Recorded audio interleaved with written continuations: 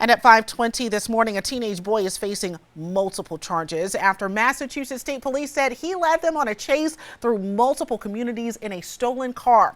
The driver of that stolen Lexus, a 15-year-old boy, is facing 7 charges relating to that case. He was released to his parents with a court summons. 21-year-old Cayenne Perez is also charged, but he originally gave police a fake name. He's facing charges for that chase and the carjacking, as well as giving that fake name to police.